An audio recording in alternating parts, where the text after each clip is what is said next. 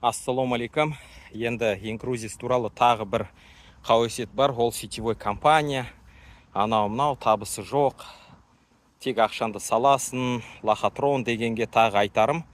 Біріншіден, инкрузис компания сол ешқандай да сетевой емес. Бұл клуб. Клуб деген мағынасын түсіндіріп өтейін. Мысал үшін, көкпаршылар клубы бар, ләңгі ойнайтындардың клубы бар, иә. Арғымақтардың бір клубы бар. Мысал үшін, рулық жағынан бөлетін болсақ, наймандардың өзінің бір қауымдастығы бар. Шапрашының қауымдастығы бар, арғының, қыпшақтың, сол сияқты қауымдастық клуб деген сол. Яғни бұл жерде не? Клубтың мүшелері мүше болудың арқасында бір белгілі бір жеңілдіктерге ие болады. Мысал үшін, мына инкрузис клубының мүшелері кірсе мүше болып, онда 25%-дық жеңілдікке ие болады.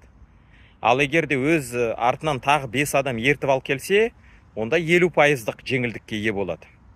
Одан кейін тағы 15 адам бірге қауымдастыққа кіргізсе соны, онда ол тегін саяхаттайды, және де осы клубтың атынан бір сыйақы алып тұрады. Мұны жалақы деуге де болмайды, сыйақы, яғни компания сол үшін ақша төлейді. Мысал үшін сіз кез келген жерге клиент еріп алып келсеңіз, компания сізге рахметін айтады, не болмаса айтады, келесі рет сіз келіңіз, сізге осындай жеңілдік болады. Дұрыс қой.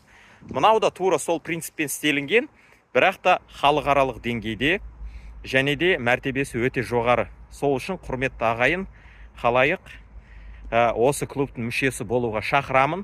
Біріншіден сіз бұл жерде жұмыс істемеймін, ешқандай клиент ертіп әкелмеймін десеңіз де, сіз 25%-дық жеңілдікке ие боласыз. Ал артынан 5 адам ертіп алып келсеңіз, 50%-дық жеңілдікке.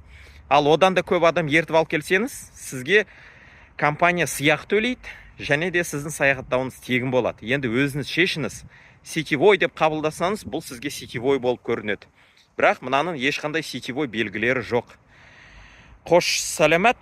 Келесі эфирде кездескенше тағы видеомызды қарап отырмыз. Лайк пен коммент жазыңыз, хабарласыңыз. Әртүрлі сұрақтарыңызды қойыңыз, жауап беруге дайынбыз.